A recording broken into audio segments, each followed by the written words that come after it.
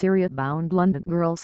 PM. Deeply concerned David Cameron says the disappearance of 3 East London girls feared to be heading to Syria to join Islamic State extremists is deeply concerning.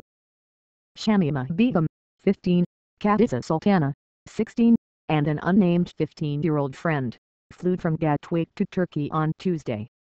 Police, who interviewed the girls after another girl from their school went to Syria in December, said the development had come as a great surprise. The 4 girls all attended Bethnal Green Academy in Tower Hamlets. Mr. Cameron said, "It is deeply concerning and obviously our authorities will do everything we can to help these girls.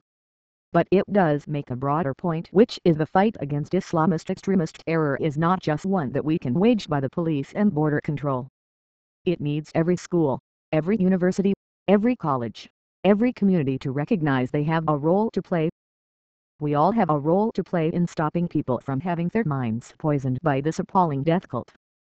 Great surprise, the Metropolitan Police said they had been spoken to the 3 girls that month as part of the inquiry into the other girls' disappearance.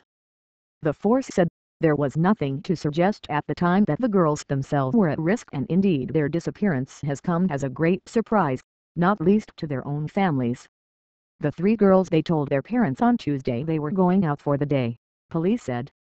CCTV at Gatwick Airport captured the girls as they passed through security, before boarding the Turkish Airlines flight to Istanbul. Shamima is possibly traveling under the name of her 17-year-old sister Aklama Begum, police said. The 3rd girl is not being named at the request of her family. Serious ramifications. Worshippers at the East London Mosque were asked during Friday night prayers to come forward if they had any information to help the girls return home safely. Mosque spokesman Salman Farsi said the trio, who have been described as straight-A students, had been manipulated. He said, "They have been misled. I do not know what was promised to them. If they do go to Syria, it is a war zone and there are serious ramifications for going into a war zone." Dr. Muhammad Abdul Bari, the trustee of the mosque, told the BBC, "Our understanding is the family didn't have any idea and the children didn't leave any clues, and even the school, which is quite a good school in this borough, they don't have any clue as to why these 3 girls just suddenly left. They might have some other friends and people don't know whether they were radicalized online or by some individuals physically." Khadija Sultana is 5'6" and slim build. She was wearing black-rimmed glasses, a long black jacket with a hood, a great striped scarf, a great jumper and dark red trousers, and was carrying a black holdall. She speaks English with a London accent and Bengali. Shamima Begum is 5'7" in. She was wearing black, thick-rimmed glasses, a black hijab, a light brown and black leopard print scarf, a dark red jumper, black trousers and a jacket, and was carrying a dark blue holdall with white straps. She speaks English with a London accent and Bengali. The 15-year-old unnamed girl is 5'6" in and slim build. She was wearing black, thick-rimmed glasses, a black headscarf, a long dark green jacket with a fur-lined hood, a light yellow long-sleeved top, black trousers and white trainers, and was carrying a black Nike holdall. She speaks English and Amharic. Line Rashadna Barley, MP for Bethnal Green and Bow, said there was deep concern and shock in the close-knit community.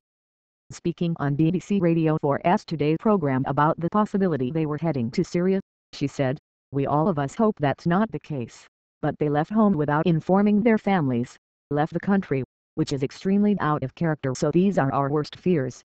Masirut Zia, General Secretary of the Muslim Women's Network, told BBC Breakfast, "I don't think for one instant that these people, ISIS, Islamic State or IS and their likes, are going to treat these girls in the right way.